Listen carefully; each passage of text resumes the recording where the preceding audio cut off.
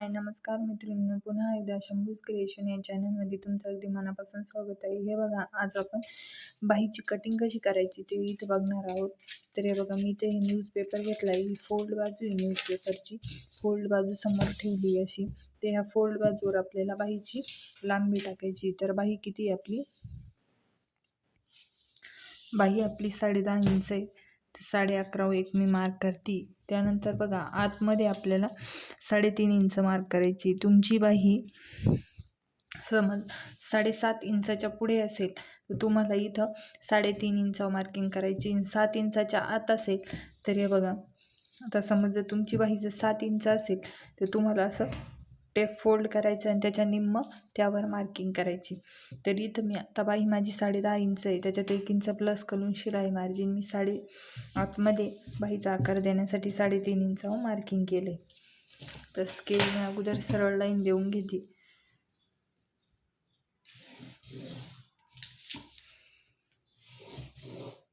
त्यानंतर बघा, आपल्याला जे बॅक पार्ट आणि फ्रंट पार्ट कट केलेले असतात त्याचे आर्महोल चेक करून घ्यायचे असते. तुम्हाला मी इथं दाखवते.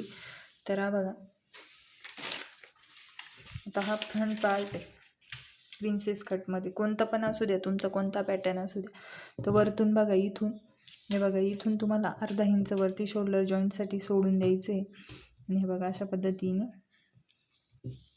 चेक करायचं आहे. इथे किती आलं आहे? 5 इंच.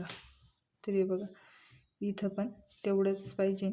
तसं चेक करून घ्यायचं आहे आपल्याला.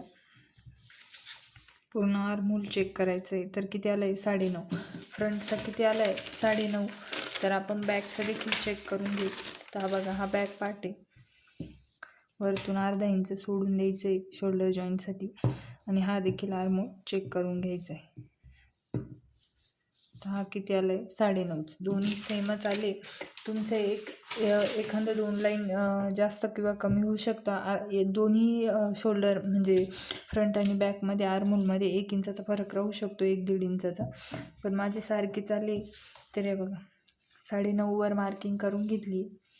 बॅकचा जो आर्महोल येईल तो इथं आपल्याला मार्क करायचा आहे. त्याच्यानंतर आतमध्ये शिलाई मार्जिन 2 इंच घेतली. तुम्ही जर 1.5 घेतली असेल तर तुम्ही 1.5 मार्किंग करा. तर बघा, क्रॉसमध्ये इथं अशी मार्किंग करून घेते मी. त्यानंतर बघा, आपल्याला इथून एक मार्किंग 1 इंचावर करायची आहे आणि 1.25 इंचावर करायची.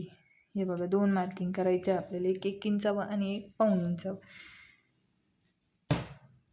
हे बघा, त्यानंतर ही जी तिरपी लाईन आहे हिचं सेंटर काढायचं आहे.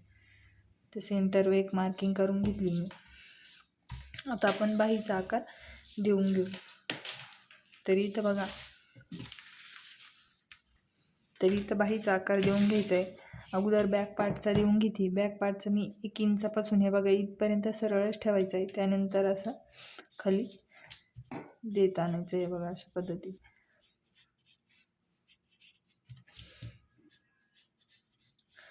त्यानंतर इथं थोडंसं असं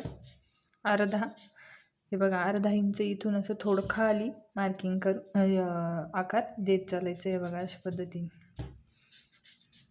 दिला. त्यानंतर फ्रंटचा देखील या 1.25 इंचापासून देऊन घ्यायचं आहे. आता ह्या दोन्ही आकारामध्ये आपल्याला अर्धा इंचाचा गॅप ठेवायचा आहे. हे बघा, या दोन्ही आकारामध्ये अर्धा इंचाचा गॅप ठेवायचा आहे. हा देखील देऊन घेतला आहे. त्यानंतर बघा, आता आपण फ्रंटचा आणि बॅकचे आर्महोल चेक करून घेतले होते, त्यामुळे इथं ते देखील बॅकचा बॅकवर ठेवून चेक करून घ्यायचं आहे. हे बघा, जो आकार दिला आहे त्यावर हे बघा, इथं 9.5 आलं. इथं 9.5 इथं मार्किंग केली. त्यानंतर फ्रंटचा देखील फ्रंटवर ठेवून अशा पद्धतीने दोन्ही एकाच ठिकाणी आले. जर तुमचं मागे पुढे होत असेल तर त्याचं सेंटर काढून मध्ये मार्किंग करायची. त्यानंतर बघा, एक आपण 5 इंचावर मार्किंग करणार आहे आणि एक 8 इंचावर करणार आहे. आता हे बघा, इथं खाली आपण दंडघेर घेणार आहे. आपला दंडघेर किती आहे? 5.25 इंच. त्याच्यामध्ये शिलाई मार्जिन घेणार आहे 2 इंच, म्हणजे 7.25 मार्किंग केली. त्यानंतर बघा, इथं आपला जी दंडघेर आहे 8 इंचावर, तो आहे आपला 6 इंच. त्याच्यानंतर शिलाई मार्जिन 2 इंच. त्यानंतर 5 इंचावर आपला हे बघा 5 इंचावर आपला दंड घेरा आहे, 6.5 इंच आणि शिलाई मार्जिन घेतली 2 इंच. हे बघा इथून अशी मार्किंग करून घेते मी.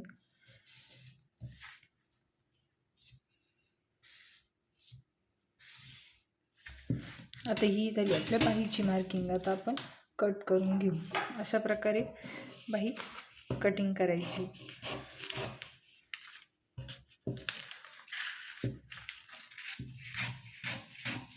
अगोदर बॅक पार्ट कट करायचं आहे.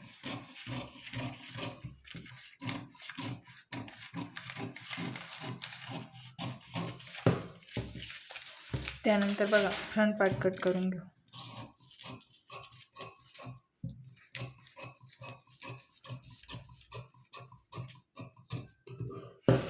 तर हे बघा अशा प्रकारे आपण बाहीची लॉंग स्लीवची कटिंग केली. तुम्ही अशाच पद्धतीने लहान बाहीची देखील कटिंग करू शकता, छोट्या बाहीची. ते बघा अशा पद्धतीने आपण स्लीवची कटिंग करून घेतली. सेम प्रिया मॅमच्या मेथडनुसार स्लीवची कटिंग केली. व्हिडिओ आवडला असेल तर व्हिडिओला लाईक करा, शेअर करा. आपल्या चॅनलवर कोणी नवीन असेल तर चॅनलला देखील सबस्क्राईब करा. धन्यवाद.